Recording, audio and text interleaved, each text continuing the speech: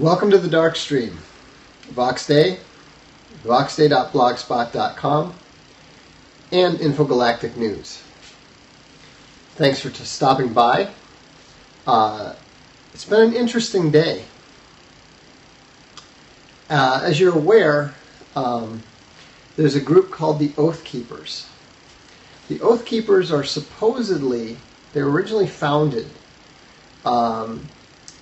by a group of soldiers who said that they were going to keep their oath. They were committed to keep their oath to the Constitution, and they were not going to obey any orders to disarm the American people or to move against the American people. Now, this is a good thing. It's a good idea. I mean, how can anyone who is freedom-loving or who respects the U.S. Constitution not support that, right? The problem is that they also got the police involved.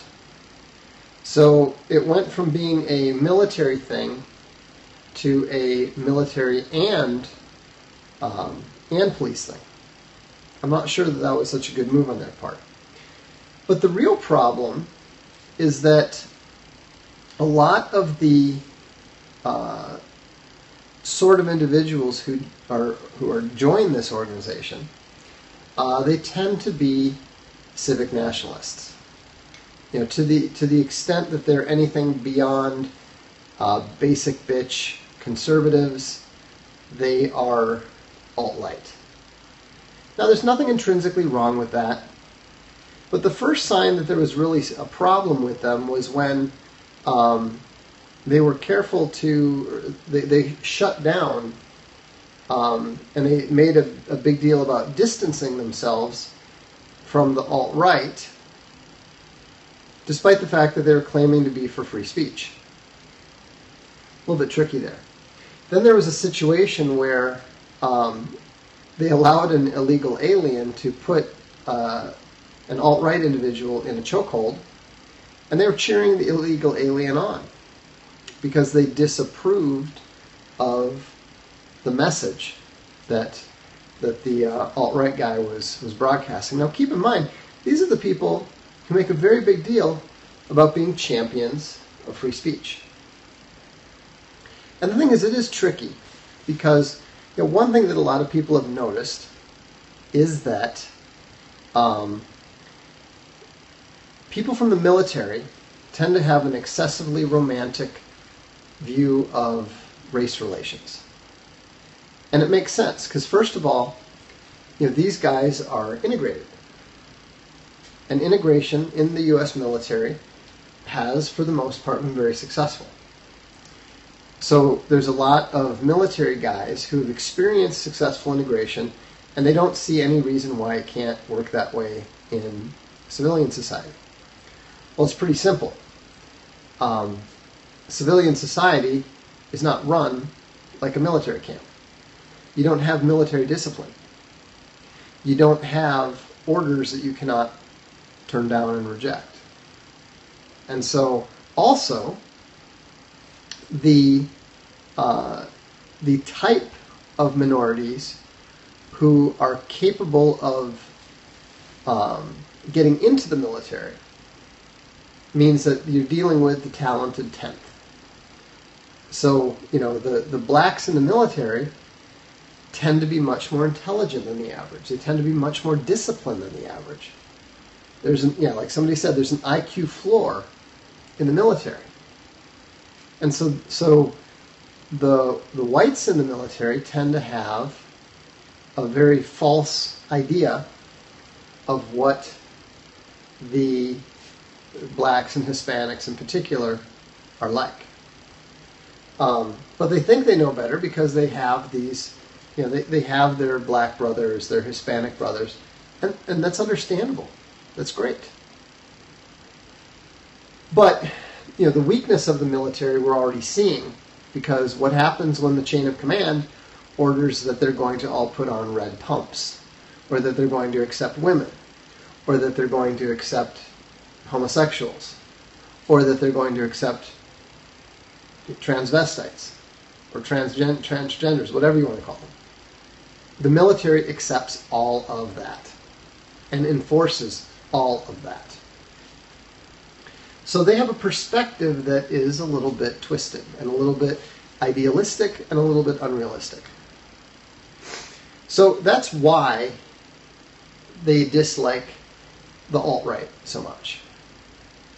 That's why they claim that the alt-right is white nationalist, white supremacist, all this kind of crap.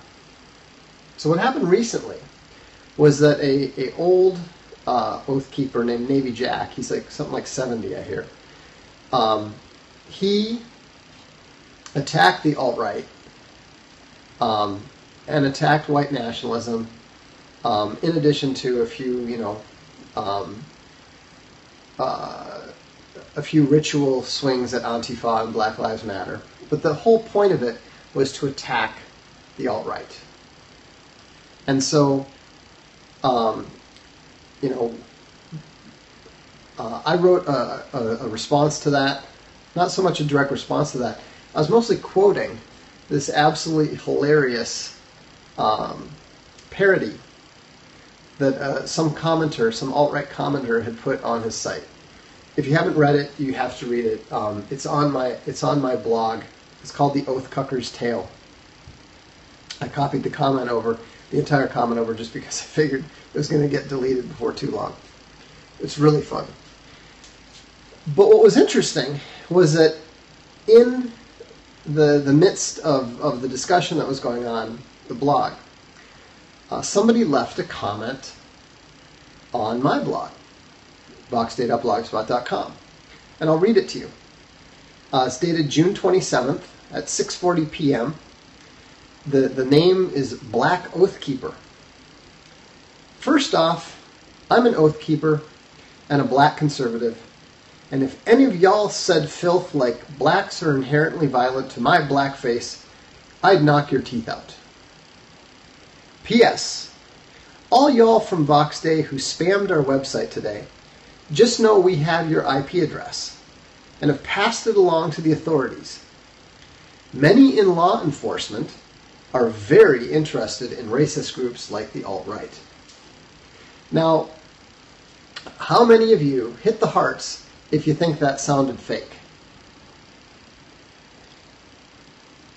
I thought it was fake myself. I was sure it was fake. Not only that, but a number of the commenters, a number of the Dread Elk commenting on the blog actually started doing parodies of it, like, similar parodies of it. It was really funny. And I didn't really think twice of it. I didn't think twice about it. But then the site master went and checked out the IP address. And it turned out that the IP address was from somewhere a little unusual. The IP address was from a place called Hamilton, Montana. Now, I've never heard of Hamilton, Montana, but it doesn't sound like the kind of place that some random... I mean, how many black people are in Montana anyhow, right? So I'm thinking, okay, that just sounds weird. So I decided, well, maybe Google will have some connection between Hamilton, Montana and the Oathkeepers. Well, there was, actually. Here's the interesting thing. The connection was a member of the Oathkeepers board of directors. They have a board of directors, and it turns out that one of those directors is actually from Hamilton, Montana. So I looked it up, had his name. His name's McWhirter. Turns out he's black. So, but this is still, this still could be an accident. This could be a coincidence, right? I mean, you never know. So I took it one step further and checked the white pages, And it turns out that this Greg McWhirter actually is resident in Hamilton, Montana. He's on the Hamilton, Montana police force. He previously served in the Indianapolis police.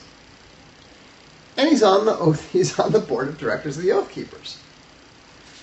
So now this is not conclusive proof, but it does look pretty suspicious. So what I did was I wrote to two of the members, two of the founders of the Oathkeepers, Stuart Rhodes and Jay Stang.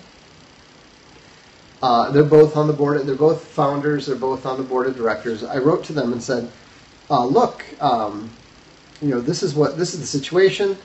These are the threats we have. This is what was said, and it appears to have been by one of your board of directors. Is this something that you guys condone? And would you please look into it?" To their credit, I got an email back from one of them saying, this is not what we do, this is not what we stand for, and we will look into it. So presumably they're going to, and he said, we will pursue this at the board of directors level. So it'll be interesting to see what comes of it. Presumably they will ask Mr. McWhirter if he did indeed leave that comment, or if someone might have done it in an attempt to make him look like that. I'm not blaming anyone at this point in time. We do not know who actually is responsible. It's entirely possible that someone did it to make it look like this guy was responsible, and he actually had nothing to do with it. I don't know. I don't know him. I don't know any of these people. But this is the kind of thing that you have to be prepared for. This is the kind of thing that you need to be ready for. It doesn't matter. Obviously, Oathkeepers are not. You might consider them alt-light.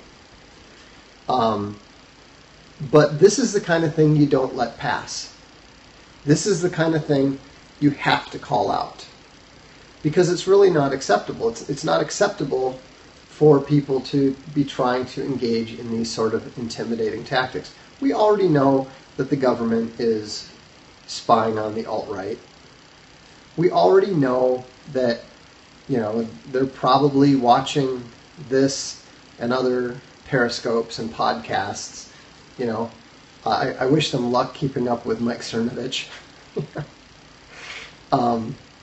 But anyhow, we'll just have to see what happens. But I do think that regardless, it's important to understand that whatever you do at this point, we're in the middle of a culture war. And you have to take it seriously.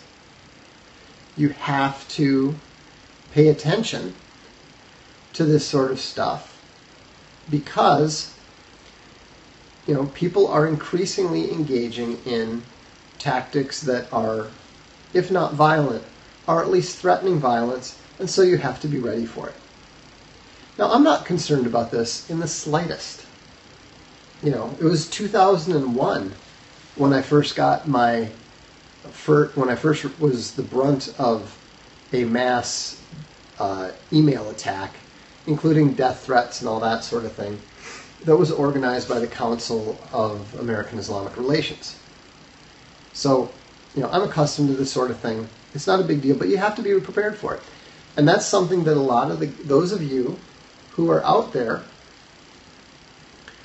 who are going to these rallies, who are going to these things, these public events, you need to be prepared for the fact that some people are already at the point that they are willing to start engaging in violence. So you have to be prepared to defend yourself. You have to realize that people are no longer playing nice. They are no longer playing civil. We are now in the age of identity politics. So, well, you know, a lot of, here's the thing, a lot of people who don't, have never been involved in any sort of violent sport or profession don't understand is that being thin-skinned has nothing to do with being tough or not. There are tough people who are thin-skinned. There are people who are not tough who are thin-skinned. Yeah, just because somebody's thin-skinned doesn't mean they're not tough. But yeah, in general, the police are not... Molto bene, grazie. Police are not good debaters. They are accustomed to delivering lectures. But what Americans have to understand is that they are now in the middle of a game with Aztecs, who are not afraid to ethnically cleanse entire cities. You know, Africans who tend to be willing to resort to violence fairly readily. Asians who are insanely brutal by European standards. I mean, you know, they torture dogs for fun before they eat them in China. Okay? The whole idea of the model Asian minority is a myth. You know, they do not. There's a whole. I mean, you might think I'm exaggerating. I'm not. Do not look it up on the internet. Just trust me on it. You know, there's a whole week-long dog meat festival that's going on right now in China, and they believe that the more that the dog suffers, the better the meat tastes. So, you know, do not be misled in thinking that Asians are more compatible with Western civilization than Asians or Africans, whatever. They have their own civilization. Eastern civilization. I've lived in Japan. It's a very interesting, fascinating civilization. I have tremendous respect for it. But it is not Western civilization. The irony, of course, is that it actually probably makes the meat taste worse. You know, if you think about, I mean, the general rule when you're hunting is that, you know, you want the deer taste better if they're killed quickly. So, and so, anyhow, the point is that, you know, any alt-right group, like the Oathkeepers and so forth, is probably going to split at some point in time, because some of the part of the group is going to acknowledge the trend and go with the trend. The trend is the alt-right. The trend is nationalism. The trend is identity. The trend is locality.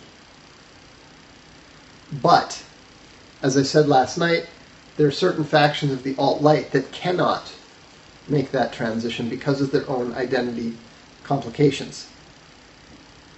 Or possibly just because of their own strong ideology. So, anyhow, that's my story about possibly being attacked by the Oathkeepers. In other news, those of you who belong to the Castelia Book Club, we will be sending out an email tomorrow. I'll give you a little heads up. The book that we are launching is Martin Van Creveld's first novel. He's published, I think, over 25 books, some of them classics. But this is his first novel, and we are very, very proud to be the ones publishing it. The name of it is Hitler in Hell, and it is Adolf Hitler, post-mortem, reflecting on his life and world events post-World War II from hell. It's going to be a big book. It's going to be a good book. And in fact, if you want to get a jump on it, it is actually available on Amazon right now, and I think the cover is going to blow you away. The email will go out tomorrow morning. It's about 350, 400 pages. And yeah, it is the foremost Israeli military historian's perspective on Hitler, and I guarantee you, whatever it is you expect, that isn't it.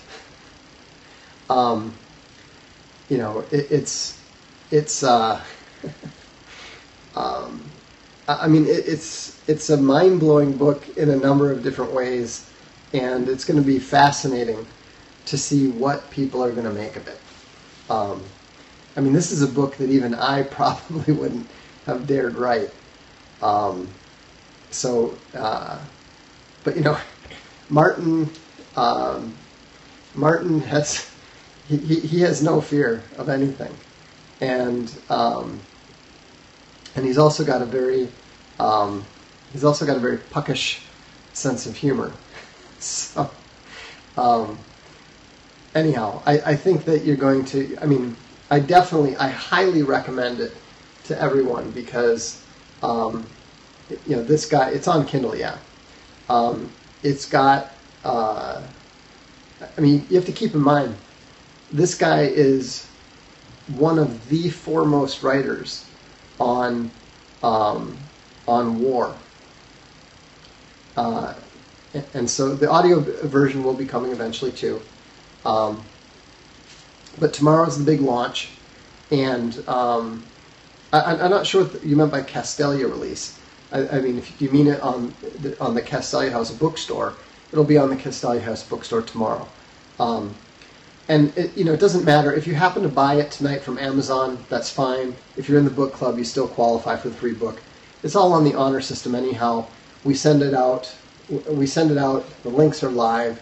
We just basically say if you buy the book within the first 4 days, go for it. In most cases, we prefer for people to buy it from our bookstore. We want people to get used to buying from our bookstore. But in this case, we like the idea of driving the rating up.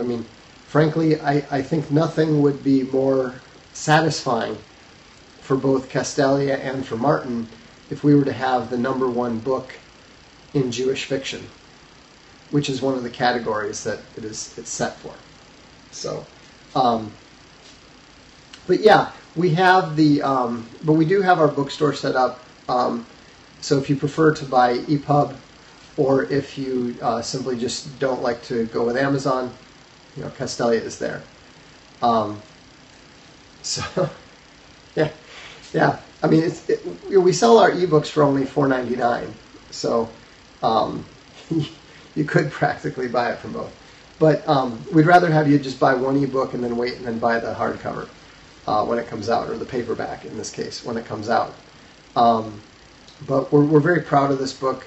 If you go to Amazon, you can see the cover and you can see what I mean. It was kind of funny. Martin was actually at my house a couple weeks ago, and we were talking about the different cover possibilities. I said, "Hey, I've got this idea, but it might be a bit much." And he said, "Okay, well, what is that?" I said, "Well, let me show you." And so we went out to dinner, and I pulled out my phone. I had the image on it, and I showed him. And he just laughed. He said, "I think we have to do this." I said, "You don't think that it's going to, ruffle a few feathers?" And he said, "I don't care." He said, "Besides, I'm a Jew. What can they say?" So, So anyhow, it's going to be, I think it's going to be pretty interesting. No, I don't believe that the book is going to get banned in Germany. It would look tremendously bad for the Germans to ban a work by Israel's foremost military historian. But we'll see. But you know, the thing is that, and that's why I think it's going to be so fascinating for people to read this, because Van Creveld is nothing if not honest. You know, he says what he thinks. I mean, this is a guy who has challenged every institution that I can think of. I mean, we're talking the Pentagon, the IDF, you name it. You know, he is perfectly willing to say what he thinks and criticize anything that he thinks. You know, and he doesn't believe that, I should just say, he has a balanced perspective that many people would not expect coming from somebody whose family went through the Holocaust. And so that's why I think that it's going to be absolutely fascinating to see how the book does, and so forth. So, you know, and yeah, like somebody just said here, it's hard to develop original insights if you're preoccupied with defending a pre-approved narrative. This is somebody about whom Jerry Pournelle said is a necessary addendum to Clausewitz. So we're not just talking about a great military historian. We're talking about somebody who is one of the finest military minds of all time. I mean, if you're a necessary addendum to the second most important military thinker in history, you know, you're dealing with a rare genius. His best book is The Transformation of War, and Technology in War is also excellent. I'm partial to A History of Strategy just because we published it. It's a very small summary of all the great historians. It's more of a starting point.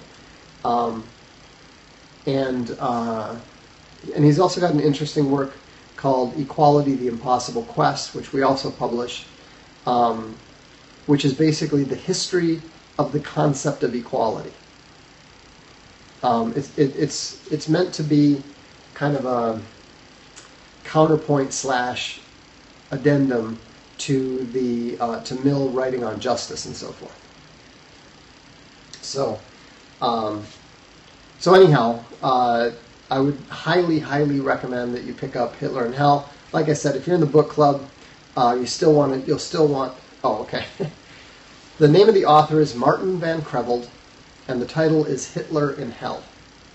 You still need to open up your book club email, though, tomorrow morning, because it will have the link to the 1 or 2 free books that we will be giving away if you purchase a copy of Hitler in Hell before July 1st. So, anyhow, we'll also have some new announcements soon about some authors that we've been signing, but we'll save that for another night. Thanks for tuning in. We'll look forward to seeing you soon.